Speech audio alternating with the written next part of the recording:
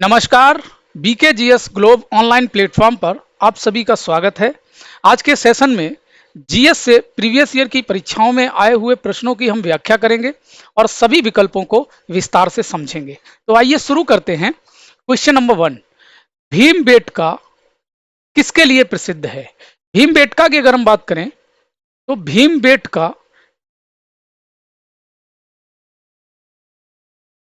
मध्य प्रदेश के रायसेन जिले में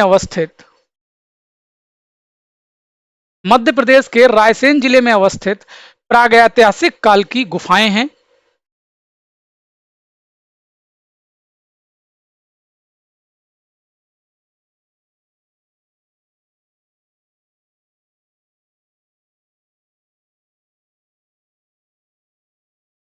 या कह सकते हैं कि गुफाओं का समूह है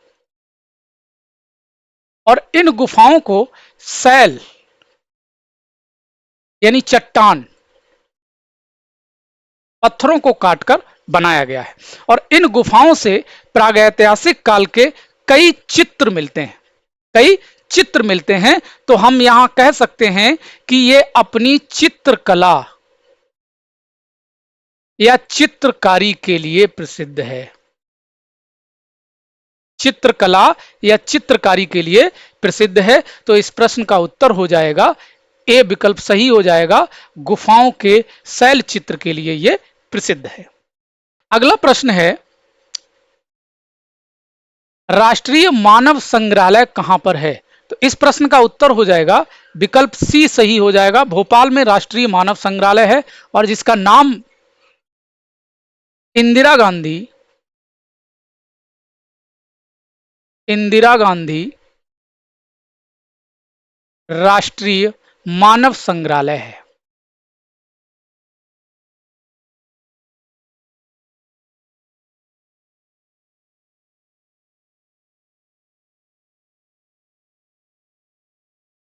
ठीक है, और ये भारत सरकार के संस्कृति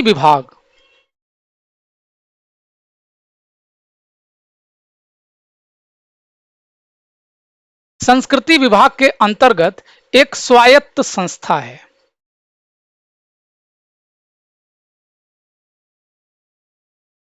स्वायत्त संस्था के रूप में कार्य करता है।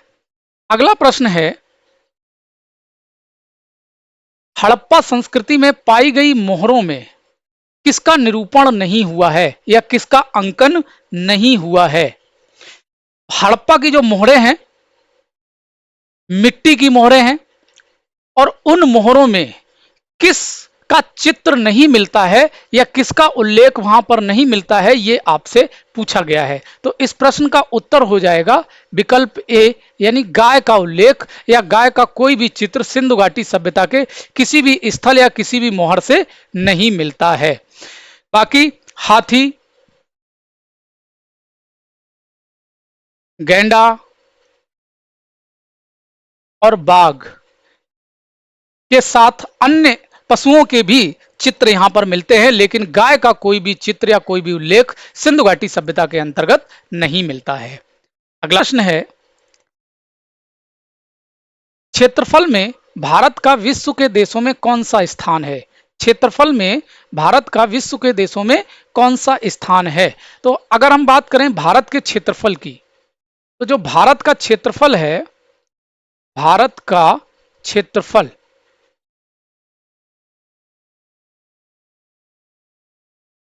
वो है 32,87,263 वर्ग किलोमीटर।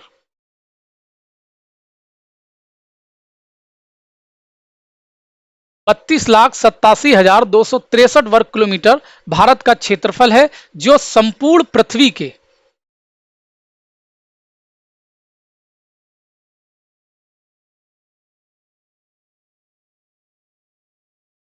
पूरी पृथ्वी के क्षेत्रफल का 2.4% है।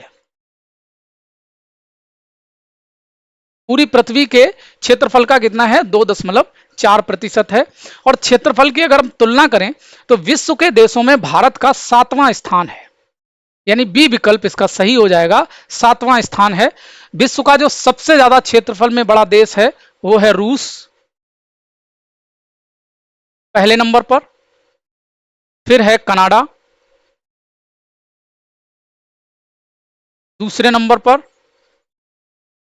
फिर है आपका अ, संयुक्त राज्य अमेरिका,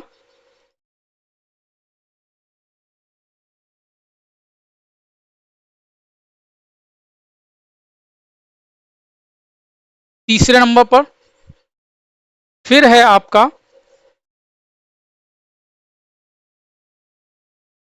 चीन, और चौथे नंबर पर। चीन के बाद स्थान आता है ब्राजील का, 5वें नंबर पर। और फिर छठे स्थान पर आता है ऑस्ट्रेलिया।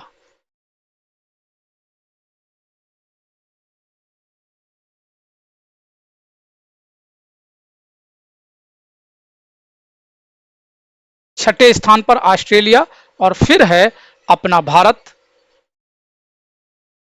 और भारत का स्थान कौन सा है? 7वां। तो यही आपसे पूछा गया है कि भारत का क्षेत्रफल की दृष्टि से कौन सा स्थान है, तो भारत का स्थान हो जाएगा 7वां। अगला प्रश्न देख लेते हैं। अगला प्रश्न है क्वेश्चन नंबर 5। भारत का दक्षिणी बिंदु कौन सा है? तो भारत का दक्षिणी बिंदु, इस प्रश्न का उत्तर हो जाएगा ए, इंदिरा पॉइंट है। और ये जो भारत का दक्षिणी बिंदु इंदिरा पॉइंट है, ये आपका अंडमान निकोबार द्वीप समूह के, अंडमान निकोबार द्वीप समूह के ग्रेट निकोबार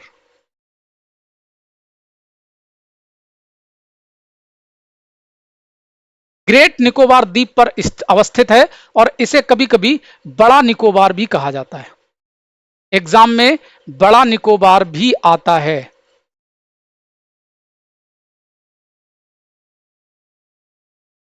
ग्रेट निकोबार या बड़ा निकोबार।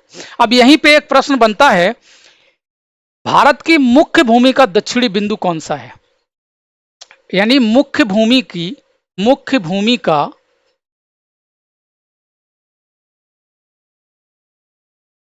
दक्षिणी बिंदु,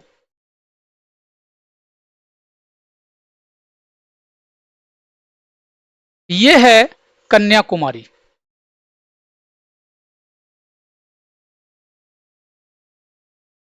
मुख्य भूमि का दक्षिणी बिंदु क्या है? कन्याकुमारी है, जो अवस्थित है तमिलनाडु में। अब भारत के और बिंदुओं की हम बात कर लें, तो भारत का जो उत्तरी बिंदु है,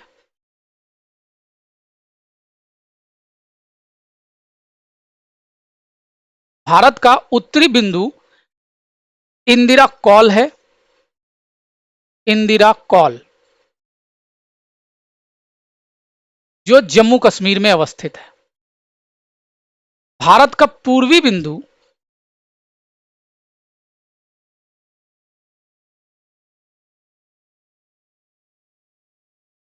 किविथु,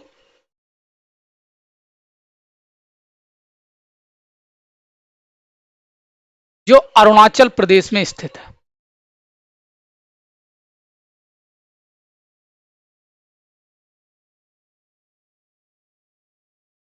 और भारत का पश्चिमी बिंदु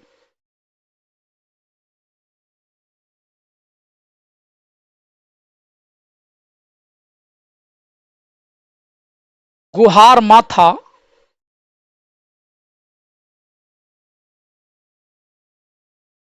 या मोती, गुहार माथा या गुहार मोती, जो अवस्थित है गुजरात में। ठीक है। अगला प्रश्न है,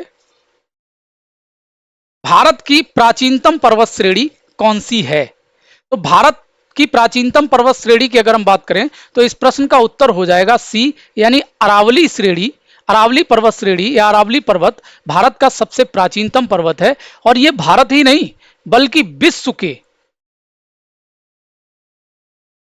प्राचीनतम पर्वतों में से एक है।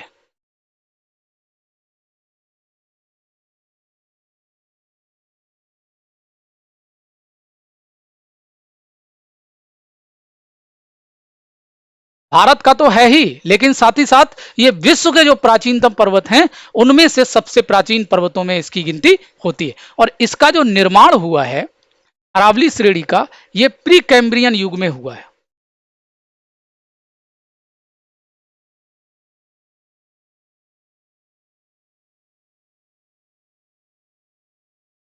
प्री कैम्ब्रियन युग में हुआ है और ये लगभग 600 से 750 मिलियन वर्ष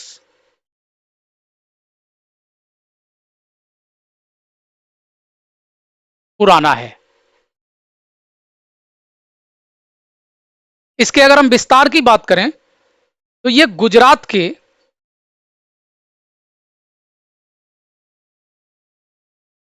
पालनपुर से लेकर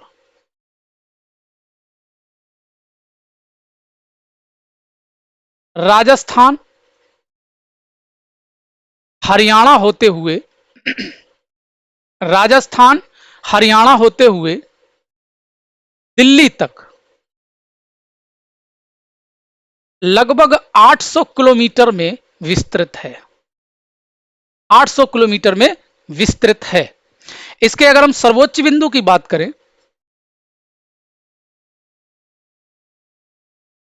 तो इसका जो सर्वोच्च बिंदु है वो राजस्थान के माउंट आबू पर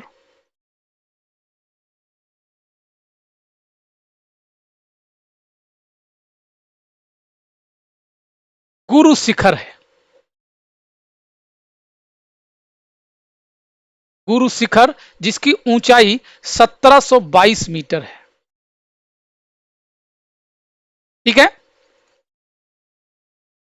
अगला प्रश्न देख लेते हैं। अगला प्रश्न है आपका क्वेश्चन नंबर 7।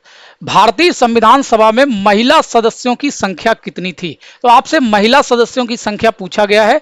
भारत के संविधान में कुल महिला सदस्यों की संख्या कितनी थी? तो इस प्रश्न का उत्तर हो जाएगा विकल्प बी आपका सही हो जाएगा। संविधान सभा में महिला सदस्यों की संख्या 15 थी। टोटल अगर हम बात करें संविधान सभा में सदस्यों की संख्या तो 389 थी।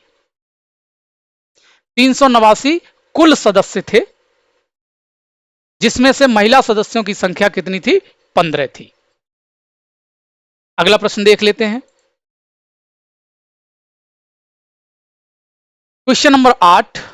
निम्न में कौन सुमेलित नहीं है? नागरिकता संविधान के भाग 2 में है, सही है।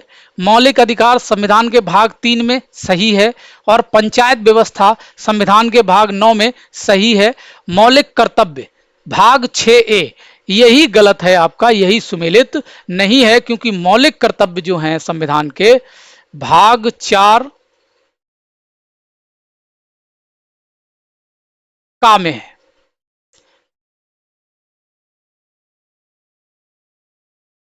मौलिक कर्तव्य संविधान के भाग 4 का में है, यही आपका सुमेलित नहीं है। मौलिक कर्तव्यों की अगर हम बात करें तो मूल संविधान में मौलिक कर्तव्य उल्लिखित नहीं थे। संविधान में इनको जोड़ा गया है 42वें संविधान संशोधन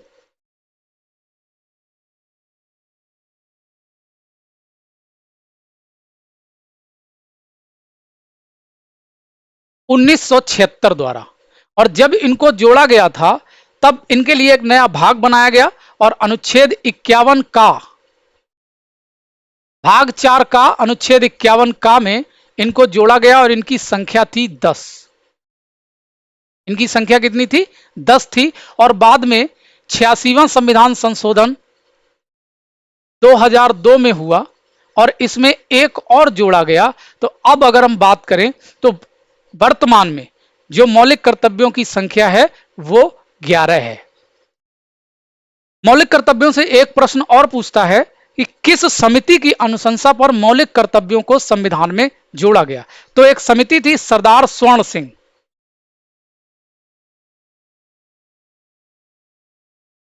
स्वर्ण सिंह समिति की अनुशंसा पर मौलिक कर्तव्यों को संविधान में जोड़ा गया।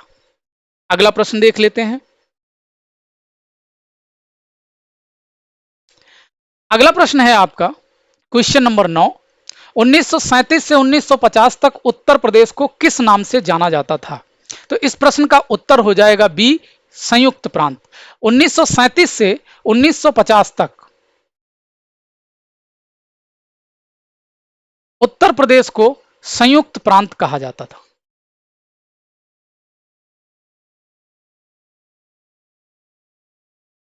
और 24 जनवरी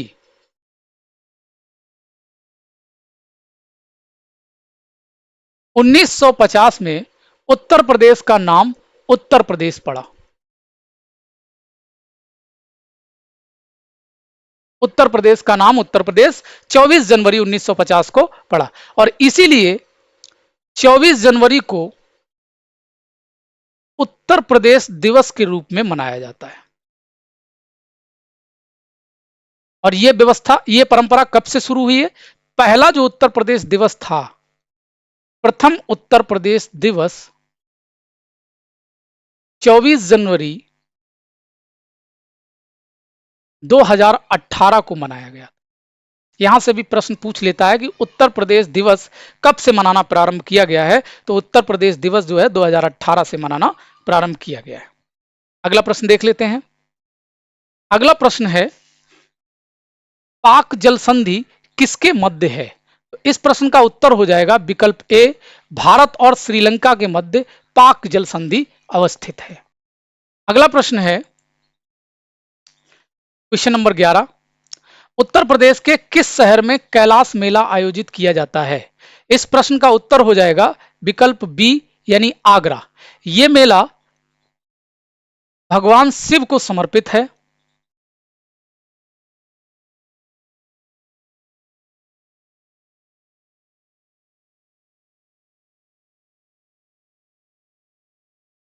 और यह सावन महीने में सावन के तीसरे सोमवार को लगता है।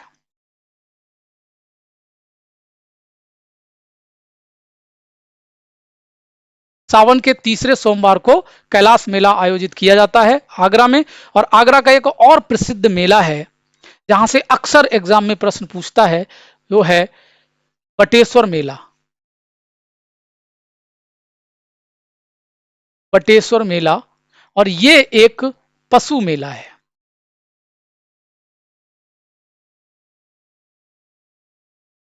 बटेश्वर मेला एक पशु मेला है जो आगरा में लगता है। अगला प्रश्न, सीवी रमन को नोबेल पुरस्कार किस विषय पर मिला था?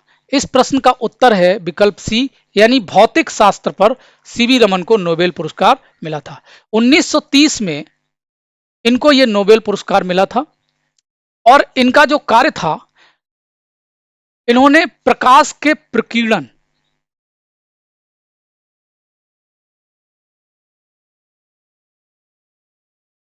प्रकाश के प्रकीर्णन की व्याख्या की थी और प्रकाश के प्रकीर्णन के कारण इनको 1930 में नोबेल पुरस्कार दिया गया।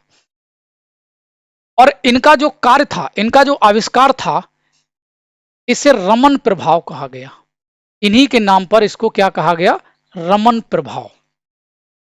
और रमन प्रभाव से तात्पर्य है कि जब कोई एक वर्णीय प्रकाश यानी एक रंग का प्रकाश किसी तरल या ठोस पदार्थ से होकर गुजरता है तो उसके वर्ण में परिवर्तन आ जाता है, उसके रंग में परिवर्तन आ जाता है, और यही रमन प्रभाव है। और इसकी खोज सीवी रमन यानी चंद्रशेखर वेंकट रमन ने की थी। चंद्रशेखर वेंकट रमन, जो इनका पूरा नाम है। जिस दिन रमन प्रभाव की खोज की गई थी वो दिन था 28 फरवरी।